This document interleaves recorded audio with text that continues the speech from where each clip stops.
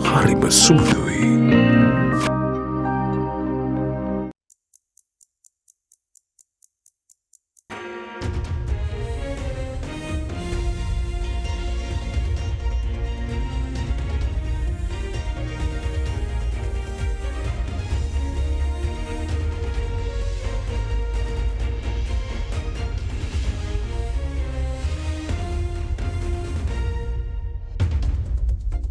Tonight on First at 9 this Saturday, the 16th of December 2023.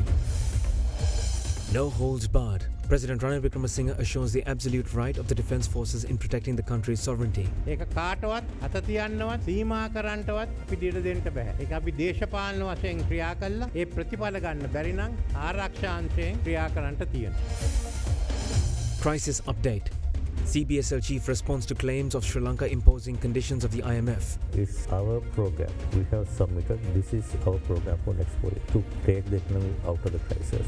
The IMF role is to look at this program and ensure and give a kind of a certificate. Highlights how debt restructuring can propel growth. Government needs to finance their obligations or meet their deficits, and the money or resources they need from the market, domestic collection would be much lower. Underworld overrun. Law enforcement authority action to be further tightened to address underworld activities.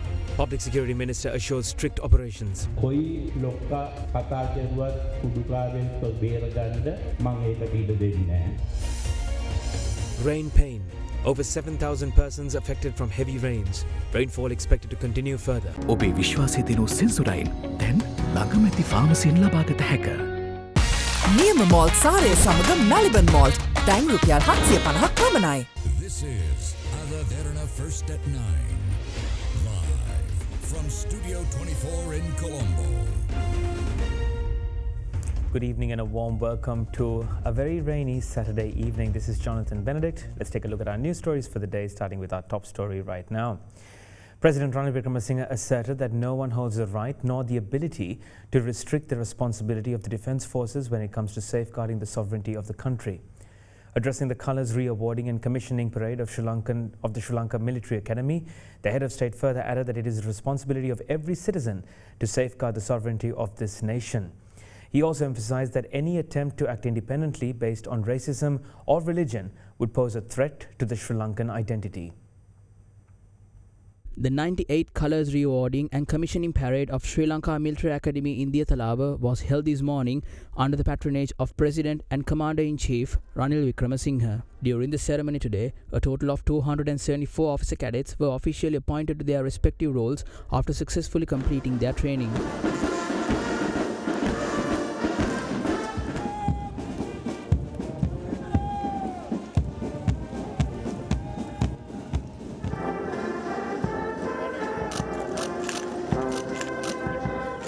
ශ්‍රී ලංකාව කියන්නේ ස්වෛරී රාජ්‍යයක්.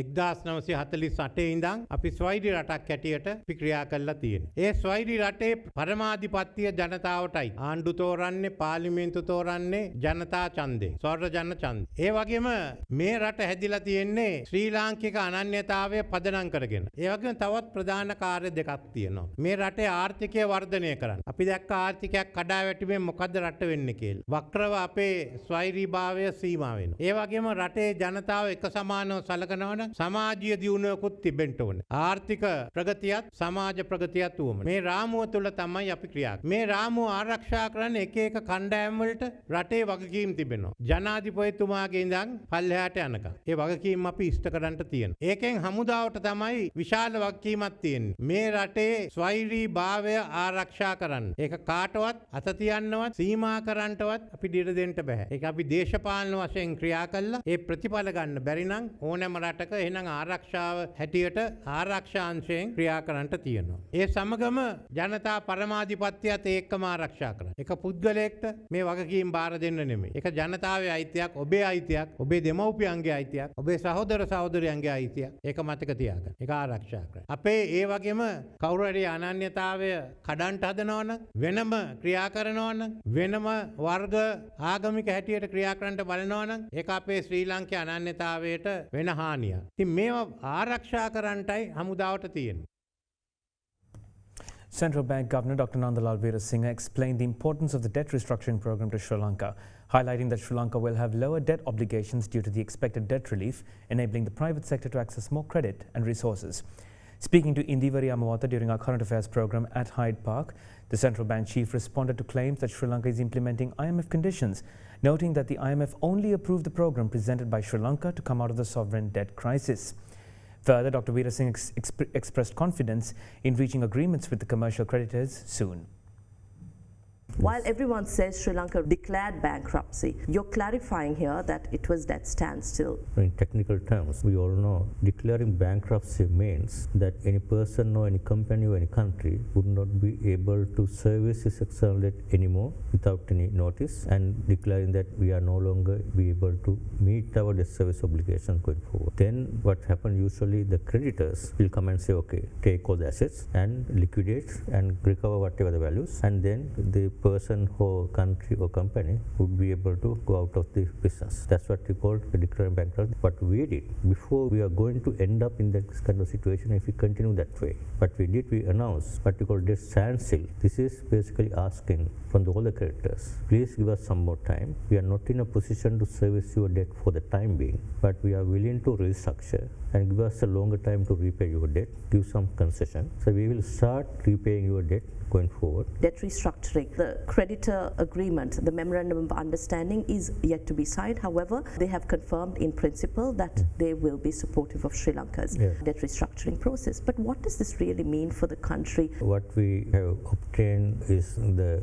agreement in principle from all bilateral official creditors that they have agreed to certain terms and conditions, and for a longer period. So certain period of debt concession, like paying all interest, so grace period, and then after that longer period of debt service payments. Once we reach agreement in principle, then we have to sign MOUs and sign one by one agreement. That's a technical normal procedural process. Once you get the agreement, it's put in the agreement in principle into paper, sign all this loan agreement. We are trying to finish that part sooner. Next one is to obtain a similar agreement in principle, comparable terms with commercial creditors. That we are hoping to get in within the next couple of months. Then we have to sign agreements, exchange the sovereign bonds we had got, and we have to buy back sovereign bonds and issue a new longer tenure bonds like we did for the domestic debt optimization. Those are the important steps that we have to complete to get the longer term debt relief, and our ability to pay would be much more strengthened, and we will bring down the debt sustainability based on IMF debt sustainability analysis. That's the next step. I think this is where I think the role of the IMF there, I have to clarify that also. There's a lot of debate about this. We are doing what IMF is saying. It's not that. It's our program. We have submitted. This is our program for next 4 years to reach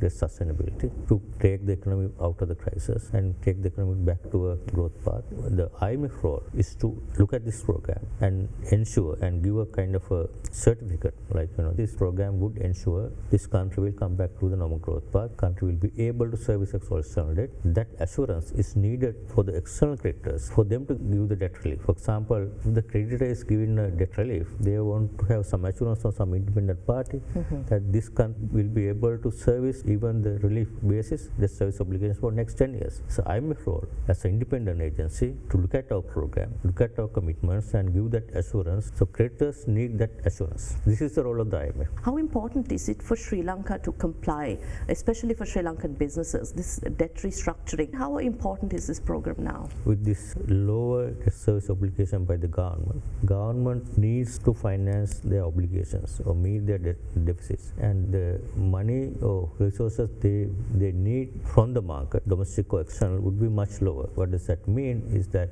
then there are available resources in the country, in the banking system, for the private sector to get their credit. So if the government has larger debt service obligation, which means government will extract all the resources available in the market for them to finance their deficit. Instead, the deficits are going to be lower, that the service obligations are going to be lower, and there will be more resources available for the private sector, so that there will be more credit available for the private sector. And parallelly, we are bringing down the interest rates in our monetary policy, so that lower interest rates and more resources available in the banking system for the private sector to have credit, that will certainly boost the economic growth, that will reactivate economic activities, that will give some lot of support for the sectors that those were affected by the crisis last year and early this year. This is the benefit that country is going to get. This is the benefit the whole people in the country, whole businesses, all the sectors will going to get. What will be the interest rate regime going forward? Your expectation? Central Bank has a very clear inflation target now. So we have publicly announced we want to maintain inflation between 4 to 6%, which means around 5% going forward on a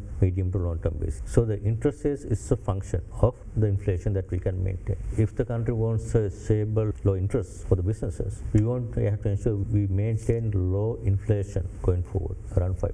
So inflation is going to be 5% on a medium to long term basis, which means the policy rate can be around 8 to 9% instead of now 9.5%. We have bringing down, and still, in my view, is 9.5% compared to if we maintain 5% inflation. We still have some space to bring it down. If we can reach inflation around 5%, maintain inflation, which means there will be stable interest rate regime, and also that will help to maintain a stable exchange rate as well. What's the level of funding expected with the approval of the second tranche of the IMF, Governor? Now the second tranche, IMF will already, we have got that $330 million as second tranche. With that, ADB and World Bank are giving another, World Bank is 250 million, ADB another 200 million, it's about another 650 plus, close to 800 million with this tranche approval. So similarly, every tranche, there are there's linked disbursement by ADB World Bank. The IMF Senior Mission Chief for Sri Lanka, Peter Brewer, highlighted that the IMF has provided relevant technical support for the implementation of a property tax, which is aimed at raising revenue in 2025. He went on to say that the IMF encourages the implementation of the property tax, which is a progressive form of taxation.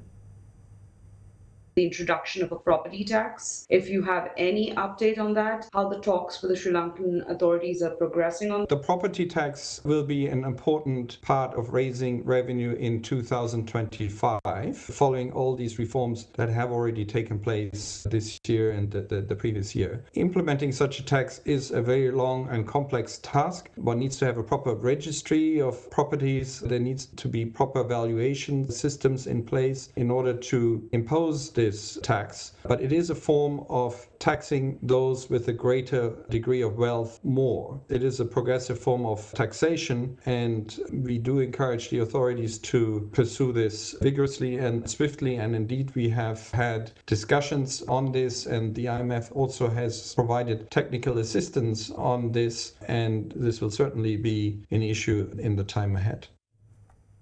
Moving on from all things IMF, moving on to security. Minister of Public Security Derana English confirmed that authorities are implementing strict operations to apprehend drug dealers and eradicate all underworld criminal activity in the country, adding that a complete change in respect of drugs and underworld activities in this country by the end of June next year is the target that has been given to the police. In addition to these remarks, the Minister of Public Security further asserted that he will not safeguard criminals despite the various requests of various high-profile personnel. A public security workshop in the LPTA Police Division was held in Ambalangota today under the patronage of Minister of Public Security Derana English. The workshop was also attended by several officials of Sri Lanka Police, including Acting Inspector General of Police Deshabandhu Tennakon. පාතාලේ නැති කරන්න නම් පළාත් දෙකයි හදාගන්න ඕනේ. Bus ආයර සහ දකුණු පළාත. මුළු ලංකාවේම පාතාල කතාවක් නැහැ. පොලිස් වසන් 43ක විතරයි පාතාල ක්‍රියාකාරකම් වෙලා තියෙන මේ අවුරුද්දේ.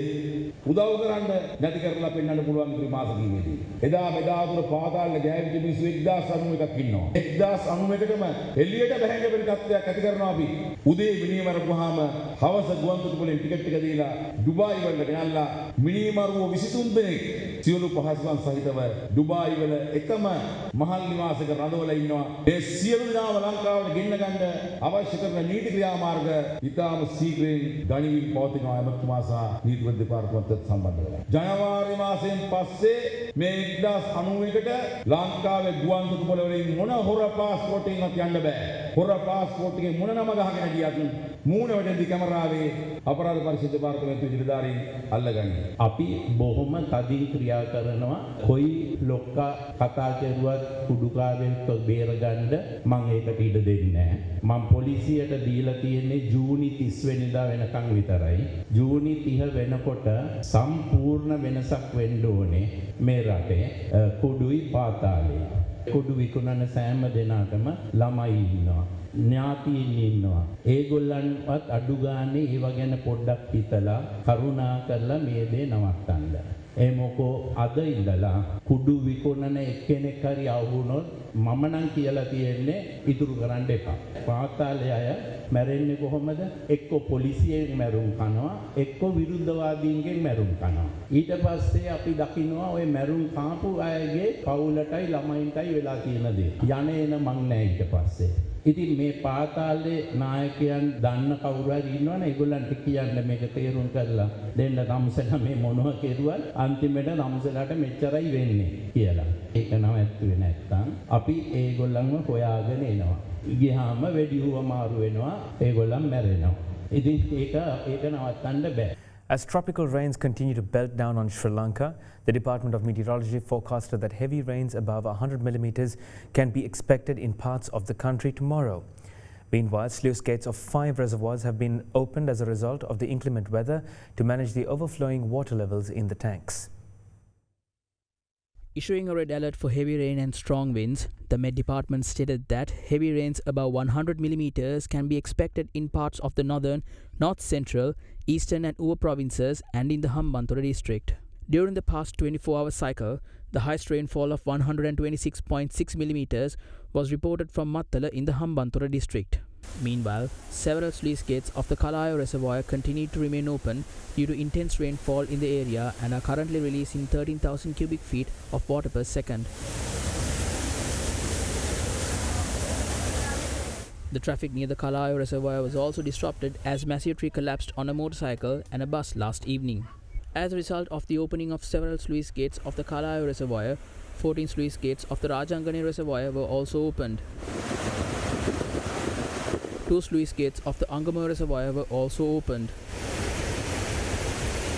According to the Irrigation Department, 8 sluice gates of the Iranamadu reservoir in Kilinochchi were opened as the reservoir reportedly reached maximum water capacity. Further, all 4 sluice gates of the Pavakkulam reservoir in the Vavuniya district were opened following the heavy downpour. As a result of the heavy rains encountered in the Polonnaruwa district, the Somawathiya Sungavila road, which leads to the Somawathiya Rajamaha Viharaya, remains inundated. The Special Disaster Management Office in Polonnaruwa stated that the travel of light vehicles have been temporarily suspended in the area. Further, flood warnings issued to Malbatoya and Nilvara river basins have been further extended due to continuous heavy rains.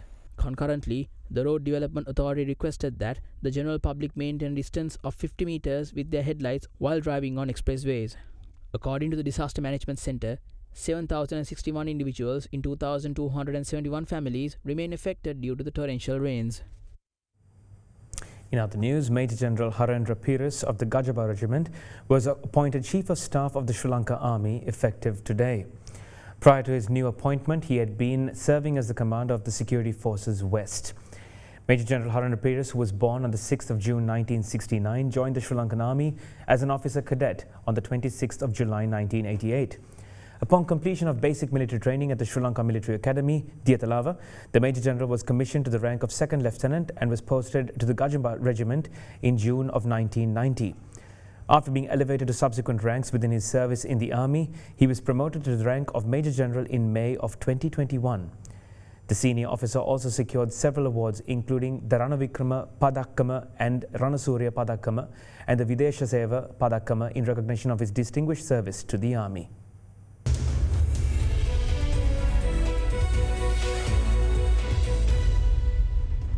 Welcome back.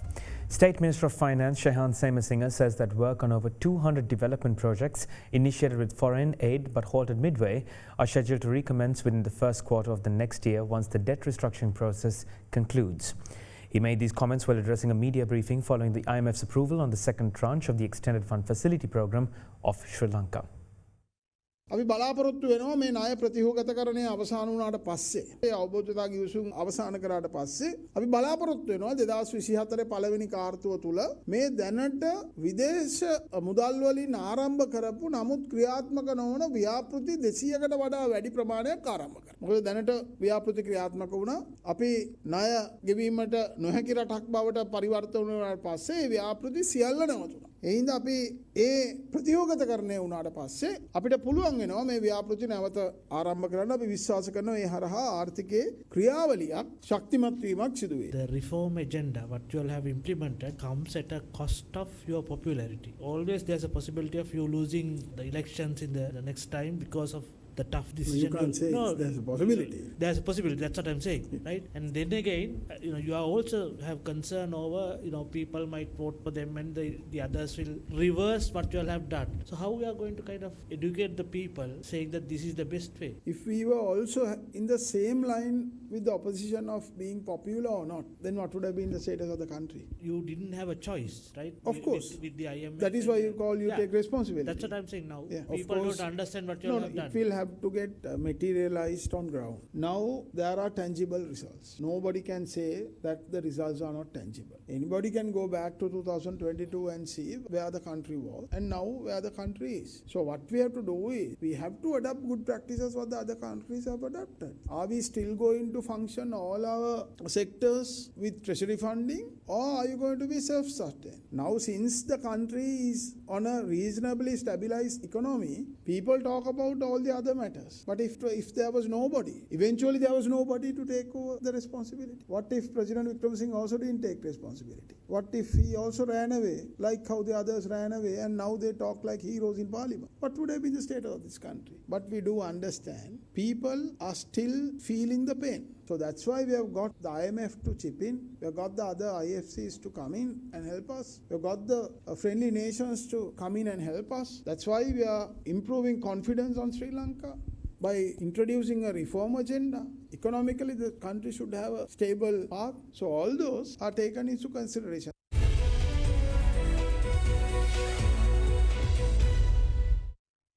Care reaffirmed its support of the 1990 Suas Area Foundation by funding the maintenance of a Suas Area ambulance stationed in Kurunegala, thereby reaffirming its commitment to enhancing healthcare in rural communities. With that, let's take a look at today's corporate news segment for the day.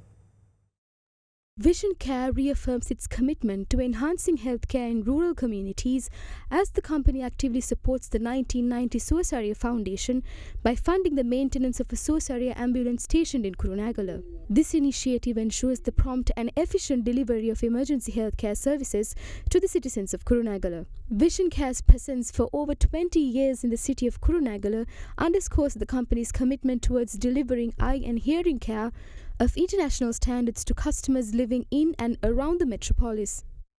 City Holdings plc meanwhile announced the appointment of a senior independent director to the company. In its corporate disclosure, the company stated that Asitha Talwatha has been appointed as senior independent director of the company on the 14th of December 2023. Meanwhile, HNB Assurance plc announced that Dilshan Peter Nirosh Rodrigo has intimated his desire to step down from his office as director of the company. The company added that this resignation has been accepted by the board of directors with effect from the 11th of December 2023. HNB Assurance plc confirmed that Rodrigo holds 48,454 ordinary shares of the company as of 11th of December 2023.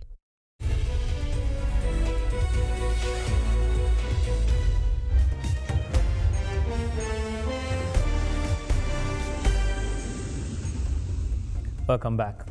The United States and South Korea plan to draw up joint guidelines on nuclear defense strategy by the middle of next year, all the while establishing an integrated system to deter North Korea's use of nuclear weapons. According to South Korean media, Washington and Seoul have decided to complete a comprehensive guideline by next year on how to contain and respond to Pyongyang's nuclear threat collaboratively. This comprehensive guideline is expected to include methods of sharing sensitive information related to North Korea's nuclear weapons, as well as the consultation process in the event of a nuclear crisis. It is also expected to facilitate real-time communication channels between the two countries' leaders. The US and South Korea are also expected to include nuclear operation exercises in next year's joint military drills. North Korean President Kim Jong-un yesterday said that his country may test launch an intercontinental ballistic missile this month, which is a nuclear threat, regardless of its range, because it can carry a nuclear warhead. North Korea has developed and tested a range of ballistic missiles that can reach targets in South Korea, Japan, and the US mainland.